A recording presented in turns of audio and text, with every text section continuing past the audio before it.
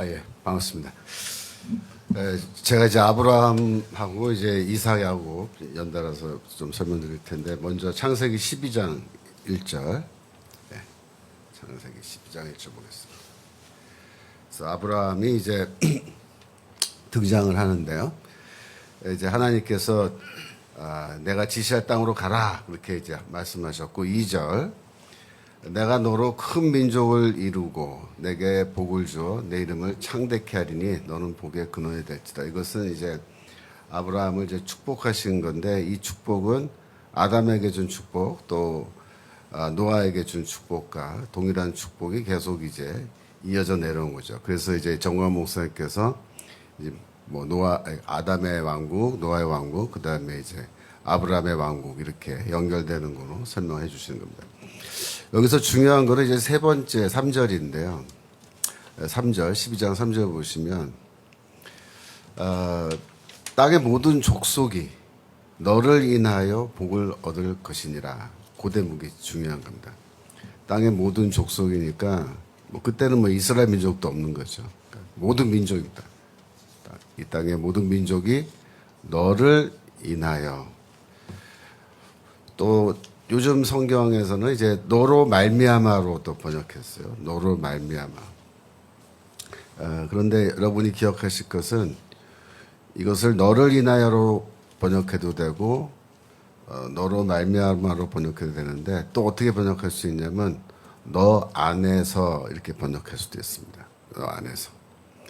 그러니까 히브리어에서는 전치사 부라는 게 사용됐는데, 그거 이제 장소로도 해석할 수 있거든요. 그 다음에 70년에서는 전치사 n이 사용됐는데, n은 영어의 in. 그래서 장소로도 해석 가능한. 그래서 여러분이 모든 족속이 너를 인하여 복을 얻는다, 구원받는다, 그런 말이죠. 너를 인하여는 너 안에서도 볼 수 있다. 두 번째로 이제 아브라함에 대한 중요한 성경 말씀은 이제 15장, 창세기 15장 6절인데요. 15장 6절. 그 위에 5절부터 보시면, 그를 이끌고 밖으로 나가 가라사대 하늘을 우러러 무뼈를 셀 수 있나 보라. 또 그에게 이르시되 내 자손이 이와 같으리라. 그러니까 네 자손이 별과 같이 많다는 것은 뭐예요? 번성하여 창대한다, 그런 뜻이죠. 번성하여 창대. 아담에게 준 축복, 또 노아에게 준 축복이 그대로 너에게도 적용된다. 하나님이 그렇게 이제 약속해 주시는 것이고, 근데 그 다음 중요한 건 6절이에요. 아브라함이 여호와를 믿으니 여호와께서 이를 그의 의로 여기시고. 그래서 이 말씀이 이제 굉장히 중요한 성경의 말씀이죠.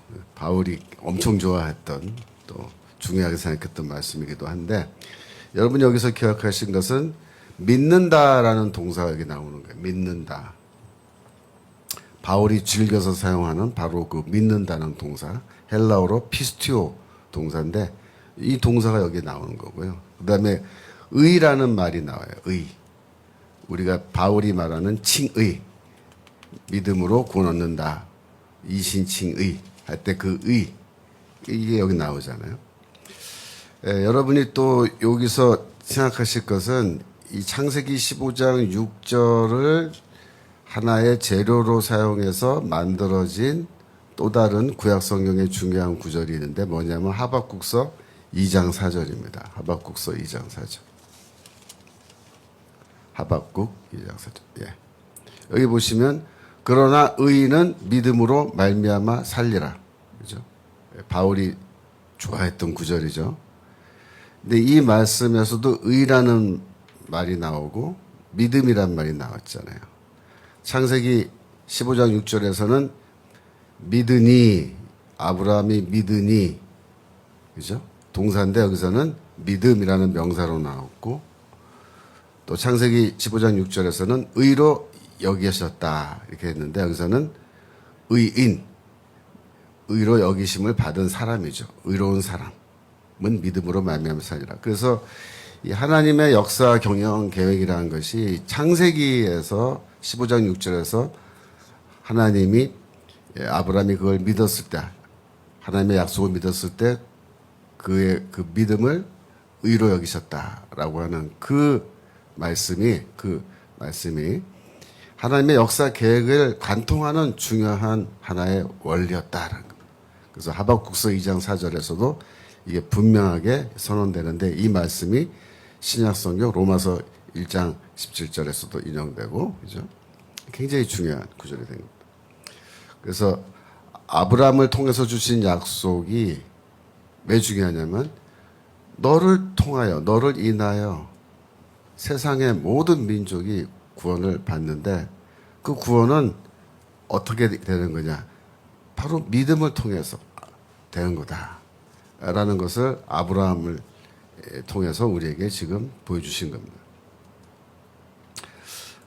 그 다음에 창세기 22장 16절로 가시면요. 이번에는 이제 이삭이 등장하는데요. 창세기 22장 16절에 보시면 이제 그 하나님이 너의 아들을 나에게 바치라 하고 했을 때 아브라함이 순종해서 이제 모리아산으로 갔을 때 그 모든 사건이 끝난 뒤에 하나님이 뭐라고 말씀하세요?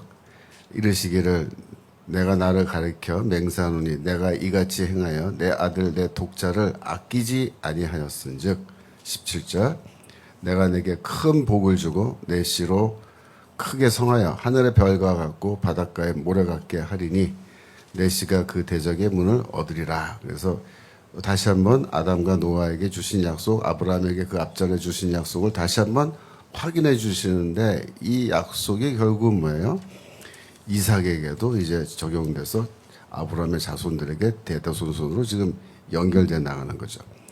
이때 중요한 거는 18절입니다. 그 다음 18절 내려가 보시면 또 너의 씨로 말미암아 천하 만민이 복을 얻으리니.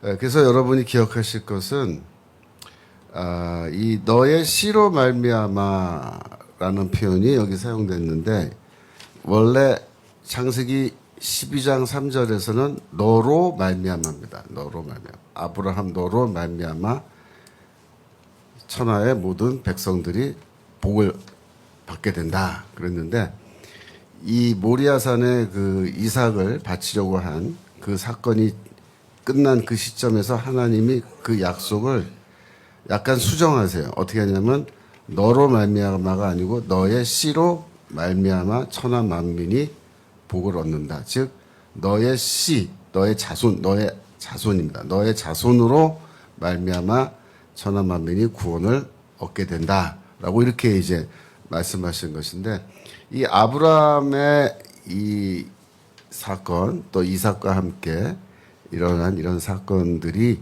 하나님의 역사 경영, 역사 계획에 굉장히 중요한 메시지를 담고 있다고 말할 수 있습니다. 특별히 지금 22장에서는 그 이삭을 뭐라고 부르냐면은 22장 2절로 올라가 보세요. 22장 2절로 올라가 보시면 하나님이 이렇게 말씀하세요. 내 아들, 내 사랑하는 독자 이삭을 이렇게 그 이삭을 바치라라고 말씀하시면서 내 사랑하는 이런 말을 써요. 독자. 여러분 여기에서 이제 사용된 단어가 헬라어 72년 성경에서는 아가페토스라는 그런 형용사예요. 사랑하는 이란 사랑하는. 그런데 이 아가페토스라는 요 단어가 22장 16절에서도 사실 사용됩니다. 16절 다시 한번 내려가 보시면 16절 내가 내 아들 내 독자를 아끼지 아니했다. 내 아들 내 독자라고 되어 있는데 요거를 헬라어로 읽으면은 내 사랑하는 아들이라고 되어 있어요. 아가페토스가 또 사용돼요. 근데 이게 왜 중요하냐면은 신약 성경에서 이 아가페토스라는 단어는 예수 그리스도에게 사용되는 단어예요. 무슨 말이냐면은 이 아브라함이 이삭을 바치려고 하는 이 사건에서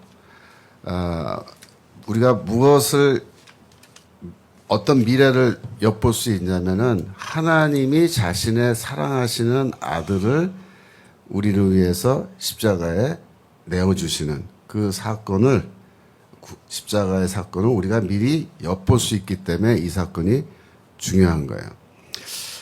마태복음 3장 17절에 보시면 예수께서 세례받고 3장 17절 예수께서 세례받고 이제 물에서 올라오실 때 하늘로서 소리가 있어 말씀하실 때 이는 내 사랑하는 아들이요 이렇게 말할 때 이게 아가페토스라는 헬라어 형용사가 여기 사용된 겁니다. 그래서 이삭에게 사용되었던 아가페토스가 예수에게 지금 여기 사용되고 있는 거예요. 그 다음에 마태복음 12장 8절로 가시면 마태복음 12장 8절 여기에서 이제 18절입니다. 죄송해요. 12장 18절 여기 보시면은 이제 마태가 구약성경 이사야서 42장 1절을 인용하는 그런 대목인데 보라 나의 택한 종 곧 내 마음에 기뻐하는 바 나의 사랑하는 자로다. 내가 내 성령을 줄 터이니 그가 심판을 이방에 알게 하리라. 이렇게 되어 있는데 이게 이사야서 42장 1절 주의 종의 노래 첫 번째 구절입니다. 그걸 마태가 인용하는데 원래 그 이사야서에는 아예 사랑하는 자라는 표현이 없어요. 근데 마태가 이거를 집어넣습니다. 무슨 뜻이냐면은 이사야서 42장 1절에 나오는 하나님의 말씀하시는 그 주의 종이 누구냐? 바로 예수 그리스도다라는 것을 분명하게 보여주기 위해서 나의 사랑하는 자 여기서 사용한다는 표현이 아가페토스예요. 근데 이것도 다 이삭에게 연결되는 내용이에요.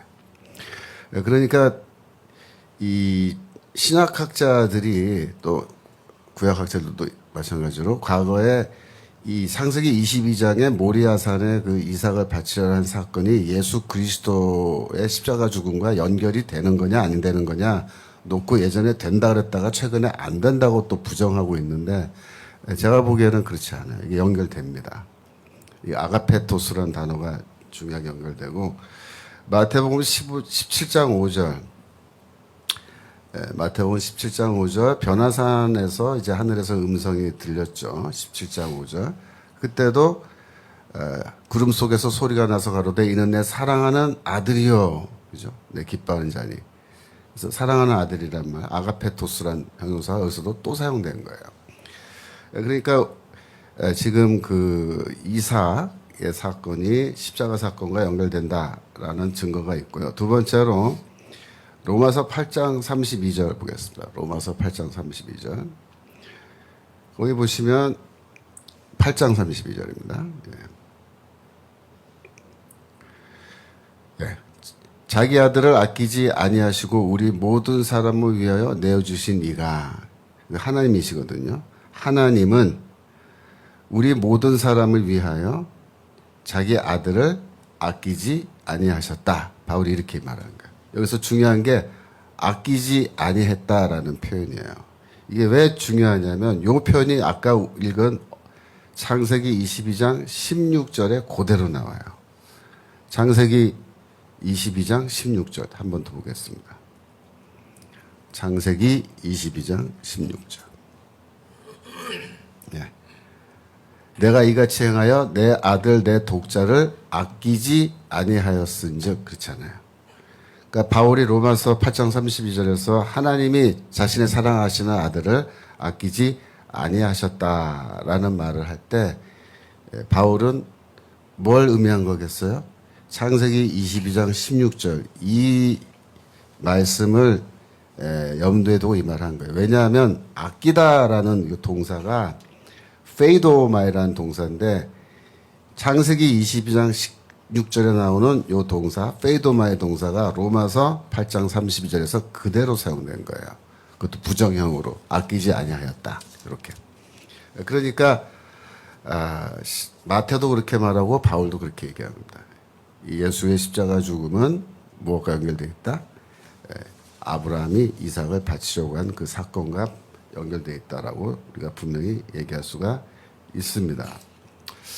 그 다음에 아까 이제 이미 한번 말씀드렸지만 18절 다시 내려가 보셔서 18절 다시 보시면은 내 씨로 말미암아라고, 그래서 너로 말미암아가 내 씨로 말미암아라고 변형됐다 그랬잖아요. 그래서 이제 하나님이 이제 아브라함에게 주신 중요한 약속, 말씀, 그것들이 굉장히 중요한 거예요. 하나님의 역사 경영에서. 특별히 구원이라고 하는, 예수 그리스도를 통해 주시는 구원이라는 관점에서 굉장히 중요한 말씀들인데, 이 중요한 말씀들이 놀랍게도 갈라디아서 3장에서 다 나옵니다. 지금 우리가 방금 읽었던 이런 내용들이. 그런가 안 그런가 한번 확인해 보겠습니다. 갈라디아서 3장 8절. 갈라디아서 3장 8절. 또 하나님이 이방을 믿음으로 말미암아 의로 정하실 것을 성경이 미리 알고, 그 다음 보세요. 아브라함에게 복음을 전하되 모든 이방이 너를 인하여 복을 받으리라. 자, 보세요. 모든 이방이 너를 인하여 복을 받으리라. 이게 어떤 성경 말씀 인용이죠? 창세기 12장 3절. 땅의 모든 족속이 너로 말미암아 복을 얻을 것이다. 그죠? 땅의 모든 족속을 바울은 이방인이라고 바꾼 거예요. 왜? 땅의 모든 족속이 이방 민족이니까. 그죠? 그래서 갈라디아서 3장 8절에서 창세기 12장 3절이 나오죠. 그 다음에 갈라디아서 3장 6절로 올라갑니다. 바로 위에 6절. 네. 아브라함이 하나님을 믿음에 그것을 그에게 의로 정하셨다 함과 같으니라. 이건 그냥 그대로 인용한 거죠. 뭘 인용했어요? 창세기 15장 6절을 인용했죠. 그죠? 아브라함이 여호와를 믿으니 여호와께서 이를 그의 의로 여기시고. 그죠? 그대로 인용했잖아요. 우리가 방금 전에 봤던 창세기의 중요한 말씀 갈라디아서 3장에 계속 나오죠. 그 다음에 어디를 가시냐면 갈라디아서 3장 16절.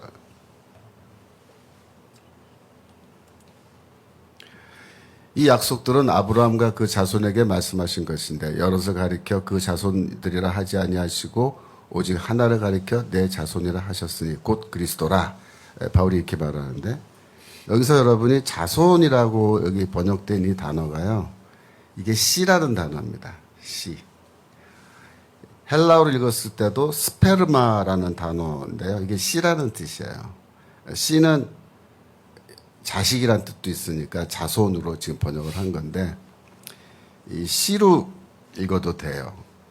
그렇게 읽는 게 더 사실 좀 이해하기가 편한 게, 왜냐하면 창세기 말씀과 쉽게 연결되기 때문에 아브라함과 그 씨에게 대해 말씀하신 것인데, 이거예요.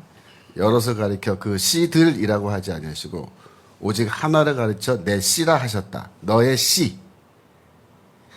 하나님이 너의 씨라는 말을 하셨다. 이렇게 할 때 이게 창세기 22장 18절 아까 나왔죠. 내 씨로 말미암아 천하 만민이 복을 받으리라. 그러니까 모리아산 사건 이후에 하나님이 창세기 22장 18절에서 너로 말미암아가 아니라 너의 씨로 말미암아 천하 만민이 복을 받으리라. 바로 그 구절을 갈라디아서 3장 16절에서 바울이 얘기하고 있는 거예요. 그러니까 스트레이트로 지금 반말하는 거예요. 아브라함에게 준 중요한 말씀들. 그러면서 뭐라냐면 거기 단수로 돼 있다 이거예요. 너의 씨들로 말미암아 천하 만민이 복받는다. 그렇게 말씀하지 않으시고 내 씨로 말미암아 단수로 돼 있는데, 원래 유대인들은 그 씨를 집합명사로 봐서 자손들이란 뜻으로 해석하죠. 바울도 그걸 다 알아요. 모르는 게 아니야. 그렇게 할 수도 있어요. 하지만 바울은 분명히 이렇게 말한 거예요. 그게 이스라엘 자손을 의미한 게 아니라 한 명의 하나님의 아들, 바로 그리스도를 염두에 두고 내 씨로 말미암아 천하 만민이 복 얻는다. 그렇게 얘기한 거라고 여기서 해석하는 거예요. 그걸 이제 저는 유대인들의 그 용어를 써서 말한다면, 바울은 이렇게 창세기 22장 18절에 대한 미드라시, 성경 구절의 해석을 여기에 제공하고 있는 겁니다. 그래서 그 다음에 그 위에 14절로 가주세요. 14절이 16절로 연결되는데, 그래서 이는 그리스도 예수 안에서 아브라함의 복이 이방인에게 미치게 하고, 이렇게 되어 있는데, 그리스도 안에서라고 할 때 이게 전치사 n이 사용되어 있는데, 이 전치사 n을 말미암아로 번역해도 돼요. 즉 창세기에서 너의 씨로 말미암아 혹은 너로 말미암아라고 말하는 모든 구절들은 너 안에서 혹은 너의 씨 안에서로 번역할 수도 있다 그랬잖아요. 그죠? 전치사 n, 히브리어로는 무. 네, 다 안에서로 할 수 있는데 여기서 예수 그리스도 안에서라는 게 뭐예요? 너의 씨 안에서 그런 뜻입니다. 너의 씨 안에서 아브라함의 복이 이방인에게 미치게 된다. 너의 씨가 누구냐? 바울은 그게 그리스도 예수다고 얘기하는 거예요. 하나님의 구원 계획, 하나님의 역사 경영의 가장 중요한 이 내용이 특별히 아브라함과 관련해서 이렇게 연결돼서 이야기되고 있다는 겁니다. 야곱에 대한 거는요, 창세기 28장 10절로 가시는데요. 창세기 28장 10절. 야곱이 이제 그 형의 장자권을 이제 얻은 다음에 도망가잖아요. 에서가 죽이려고 하니까. 그래서 부엘세바에서 떠나 하란으로 가는데, 하란이 이제 아브라함이 원래 출발했던 장소인데, 한 곳에 이르러 해가 진지라 11절. 거기서 유숙하려고 그곳에 한 돌을 취하여 배기하여 거기 누워 자더니 12절. 꿈에 본즉 사닥다리가 땅에 섰는데 그 꼭대기가 하늘에 닿았고 또 본즉 하나님의 사자가 그 위에 오르락 내리락 하고. 자 보세요. 꿈에 본즉 그랬으니까 이제 환상을 본 거라고 생각하시면 돼요. 꿈을 꾸는 거지만 마치 선지자가 환상 보듯이 야곱이 봤는데 뭘 봤냐면 사다리를 봤는데 땅 위에 섰는데 꼭대기가 하늘에 닿았고 이렇게 돼 있죠. 여러분 요거 읽을 때 어떤 구절 생각나세요? 바벨탑 사건 생각 안 나세요? 바벨탑 쌓을 때 창세기 11장 4절에서 사람들이 뭐라 그랬어요? 우리가 탑을 건설하여 그 탑 꼭대기를 하늘에 닿게 하여 이렇게 했죠. 하늘에 닿게 하여. 그래서 인간이 쌓는 도시 탑입니다. 건물인데 그 탑을 하늘에 닿게 하겠다 그랬는데 하나님이 그다 못 짓게 했었잖아요. 막았잖아요. 그런데 야곱이 본 그 사다리는요 하늘에 닿아요. 이 사다리가 어디에 닿는 그냥 하늘에 닿는데 하늘에 어디 닿냐면 하늘에 있는 하나님이 계시는 곳, 하나님의 집, 하나님 성전입니다. 하늘에 있는 하나님 성전에 닿는 사다리인 거예요. 그래서 그 사다리를 선사들이 오르락 내리락 한다. 그렇게 얘기했는데 14절로 내려가시면 그래서 야곱이 본 거는 하늘에 있는 하나님의 성전을 본 겁니다. 하나님이 야곱을 축복하시는데 내 자손이 땅의 티끌같이 되어서 동서남북에 편만할지며 땅의 모든 족속이 너와 내 자손을 인하여 이렇게 돼 있죠. 복을 얻으리라. 그래서 앞부분은 아담, 노아, 아브라함에게 준 축복 똑같은 거죠. 창대하라. 땅에 충만하라. 그런데 그 다음 뭐예요? 너와 내 자손을 인하여 이렇게 말하죠. 너와 내 자손을 인하여 복을 얻으리라. 그러니까 아브라함에게 준 그 약속 처음에는 너를 인하여 그 다음에 22장 가면은 너 자손을 인하여 땅의 모든 백성이 복 얻는다 라는 말씀하셨는데 야곱에게는 그 두 개를 합쳐서 이렇게 얘기해요. 합쳐서 너와 내 자손을 인하여. 그 다음에 17절로 갑니다. 17절. 이에 두려워하여 가로되 두렵도다. 이곳이여 다른 것이 아니라 이는 하나님의 전이요 이는 하나님의 문이다. 그래서 하나님의 집이라는 겁니다. 하나님의 집. 그래서 베델이라는 지명을 거기에 붙였다고 돼 있잖아요. 그래서 하나님의 집, 하나님의 전이 뭐예요? 성전이죠. 그래서 특별히 야곱에게 그날 밤에 성전을 보여준 것은 의미심장한 사건이다. 왜냐? 야곱이 나중에 이스라엘이라는 이름을 얻잖아요. 창세기 35장 10절. 야곱은 그래서 이스라엘을 대표하는 거예요. 그에게 이르시되 내 이름이 야곱이다마는 내 이름을 다시는 야곱이라 부르지 않겠고 이스라엘이 내 이름이 되리라 하시고 그가 그 이름을 이스라엘이라고 부르셨다. 그래서 야곱은 이스라엘을 이제 대표하는 건데 이 야곱이 지금 떠돌이가 됐잖아요. 떠돌이. 이 땅을 떠돌아다닌단 말이에요. 근데 이스라엘이 나중에 어떻게 돼요? 땅을 떠돌아다녀요. 왜? 나라 망하고. 하나님이 지면에 이스라엘 다 흩어버려 가지고 이 지면을 떠돌아다니는 그런 떠돌이 뭐랄까요, 나그네, 그죠? 나그네와 같은 그런 신세가 되게 하는데, 그 이스라엘의 그 떠돌이의 그 삶을 살아가면서 떠돌다가 궁극적으로 그 이스라엘을 하나님이 어디에 인도하시느냐, 그 얘기예요. 그 얘기. 하나님이 이스라엘을 어디로 인도하시느냐, 이 떠돌이 야곱을 어디로 인도하시느냐. 물론 성경에는 너를 다시 가나안 땅으로 돌아오게 하겠다라고 그렇게 얘기하고 있지만, 성경은 우리에게 미래의 사건을 암시하면서 뭐라고 얘기하냐면, 이 떠돌이들을 하나님이 하늘에 있는 성전으로 인도하시는 거다. 그걸 말씀하고 있는 겁니다. 그래서 그 떠돌이 야곱에게 그날 밤에 하늘에 있는 성전을 보여주신 거예요. 하늘에 있는 성전.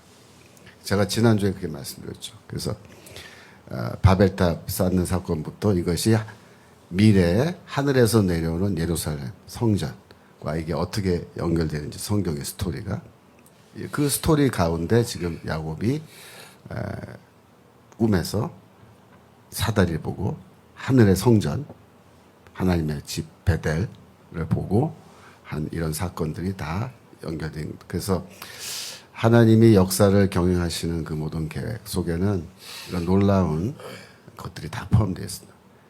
그의 씨, 즉 예수 그리스도를 통하여 믿음으로 우리가 구원받게 하시고, 그래서 그 믿는 자들을 하나님이 구원으로 인도하시는데 어떻게 인도하세요? 하늘에 있는 성전으로 우리를 인도하신다 이겁니다. 우리가 그러한 믿음을 갖고 이 땅에서 살아가는 거예요. 지금 우리가 뭐 이번 총선 결과를 놓고 낙심하고, 또 앞으로 이 나라의 미래가 더욱더 불투명하게 되어서 지금 걱정들을 많이 하고 계시지만은, 그러나 우리는 이 땅 위에서 어떠한 일이 일어나든 간에 이미 하나님이 결정해 놓으시고 우리를 인도하시는 길이 있는데, 그건 뭐냐? 하늘에 있는 성전으로 우리를 인도하신 겁니다. 우리가 그걸 소망으로 갖고 이 땅 위에서, 이 땅에 지금 대한민국의 이런 전쟁입니다. 전쟁.